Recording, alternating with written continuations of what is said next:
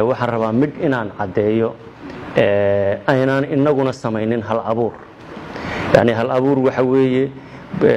iskuulada waa tibuuxi meelaha bannaan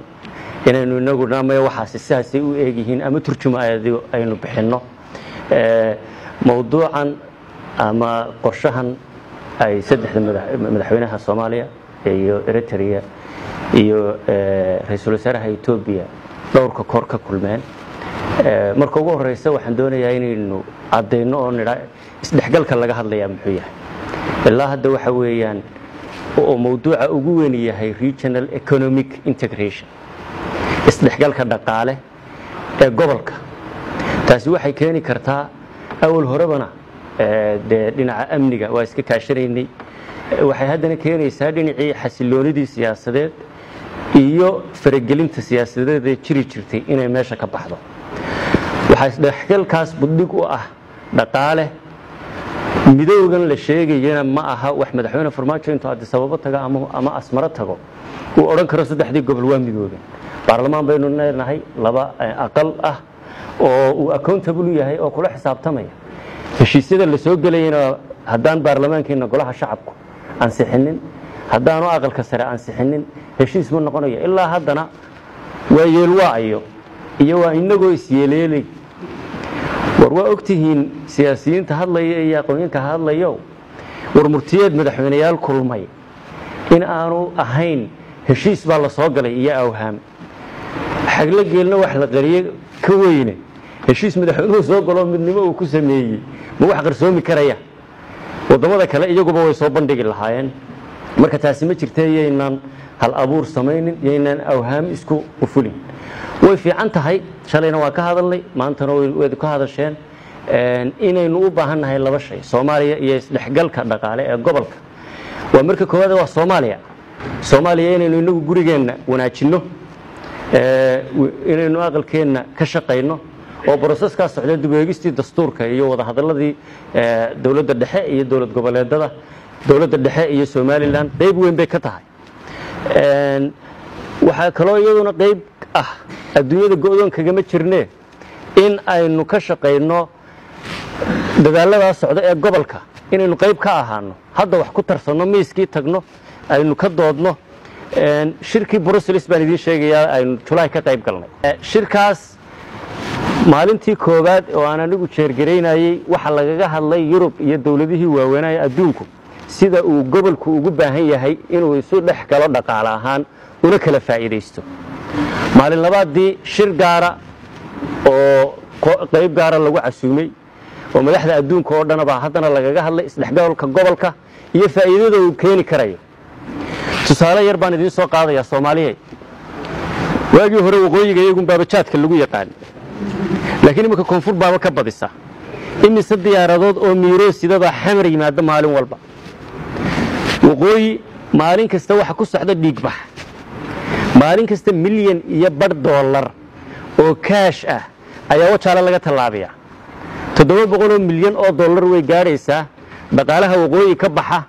ee ay ama baradho ama basal ama jaad ama kontrabaan bah lagu soo galiyay waan ka xumahay inaan idhaahdo khamri oo la qabtaan badan iyadoo la burburay waa aragtay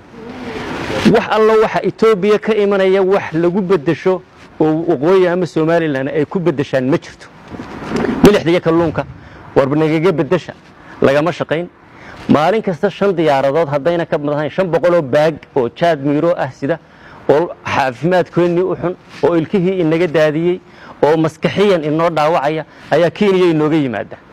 miyayna ahayn intan fadhiisana inaynu dhahno war dhaqaalada inagoon haynin oo dad iska masaakiin ah dhiigbaxan Kenya iyo Itoobiya inaga socda maxaynu ku bedelnaa ma wada fadhiisanaa miyayna ahayn maxaan dunidu kala faa'iiday dhaqaalaha iyo kala faa'iideysigu siyaasadda adduunka maanta iyaga xukuma war sideeynu uga faa'iideysan karnaa marketkan balaadhay 100 milyan iyo 50 milyan ah shirkoodana isaga moosi karnaa anu waan u garaabaya annaguna koox wasiir ah waan ka doodnay war laxdu soo nacunta waraabihii dugsigii hoose lagu dhigan jiray sheekadii waa ogtiin waraabii laxda indhaala ku soo cararay maanta hilib baad ka dhareegtay laxduna meel oo cartama haysta ma ogtay way indhalaada deedna isagii baa dib u baqay oo laxdu soo nacunta gal dadliqa ul baa la iskaga dayaaye war 100 milyan armay in la liqaan 500 kun ee aqoon-yahankee PhD-da iyo masterta wada haysta Etoobiyaanka ee wax bartay boqolaalka kun ee Kenyaanka ee naga aqoonta badan haddaynu isku furno armaadaadkaasi ina hafiya fikirkaahi waa fiican yahay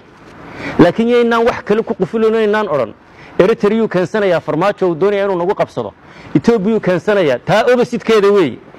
waxaan anigu 17 sano u dambeeyay ka shaqeynayay Soomaaliya Hargeysa Garowe Gaalkacyo Muqdisho Nairobi intaas oo dhan dhibaatada ugu weyn ee koonfur ka cabataa ama Soomaaliya ka cabataa waa nin General Gabriel la oran jiray oo dawladnimadeena jujuub ku hayay oo dastuurkeena door ku lahaa oo siyaasadeena door ku lahaa waxaan doonaynaa iska dhaxgalka dhaqaale gobolkuna uu ka turjumaya no more General Gabriel taamiyaynan isku ogolayn Soomaaliya taamiyaynu ka wada shaqeynaa nidhaahna taladeeda annaga iska leh uma baahnin in faragelin la inoo sameeyo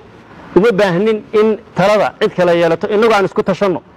laakiin yaynaan hal abuur iyo propaganda iyo isku abuurin Soomaalidu waxay u tiri afku wuxuu la xoog yahay magliga xawda ka jara waa u baahantay dawladda Soomaalidu inay media strategy samayso waxyaabahan ka wada hadalno loo sharxo dadka Soomaaliyeed muxuu yahay dhaxgalkan dhaqaale ee gobolku muxuu faa'iido inoo keenaya maxaa khasaare inoogu sugan taa dawladda loogu fadhiyaa inay sharaxdo aynu iska warsugno yaynaan propaganda oo ku furin waana la sharxi doonaa waa laga hadlay mar walbana waa laga hadli Soomaali waxay dani ugu jirtaa inay tashato oo tira maxaa xal inoo ah war isku xiiqnaya isku daalnaya maxaa dan inoo ah taasaynu ka wada shaqeynayna mid kalena ogaada waxaan u maleynayaa Faarax Cabdulqaadir waa fadhiya waa kii soo horjeeda saaxiibkay Faarax Cabdulqaadir ayaa waagi hadduu xasuusnayna aniga xasuusan waxa markii 2016 dabayaaqadeedii la sameynayay baarlamaanka la xulayay ee muranka weyn ka taagnaa aqalka sare iyo xulista baarlamaanka ayaan Faarax sheekaysanay waxa laga yaabaa inuu ilaabi laakiin anigu waan xasuusanahay wali waxay ku saabsanayd processkan socda yaa dhaxlaya 2009 waa ogeedeen Imbigati Abdullah Yusuf waa soo baxay dawlad buu dhisay ra'iisul wasaare magacaabay aakhirkii ra'iisul wasaare ugu dambeeyay baa wada gaareen processkii socday waxa uu aayay oo leeyri nabad si loo dhaxlo hore loo socdo Sheekh Shariif meel buu soo gaarsiiyay 2012 waxa laga yaabaa Garowe iyo Garowe in Sheekh Shariif iyo Cabdiwaliba ay maadaama tirada midida daabkeeda hayeen ay filayeen isteega inay heli doonaan ugu weyn ama ay soo noqon doonaan midkood ama labadooda soo wada noqon doonaan tiimay dhicina Xasan Sheekh Maxamuud ayaa ka soo dhaxbaxay processkii socday waxa uu aayay Xasan dawlad buu dhisay Umar Cabdirashiid waxa isla soo gaadhay iyo Xasan processkii ka soo shaqeeyeen oo meel soo gaarsiiyeen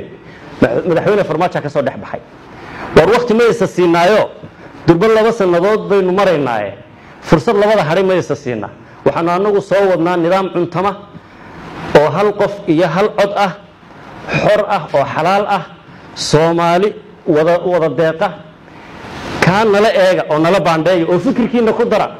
sidaas inta goorba faaladii Faarax Cabdulqaadir maalinta aanu ka sheekaysanay ay runta u noqotay ilaah baa og cid u aayay doonta idinka ahaana mooyaane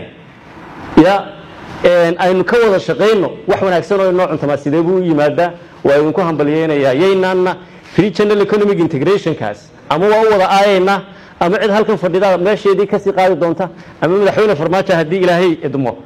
meel taa ka sii dheer sii gaarsiin doona 2024 insha Allah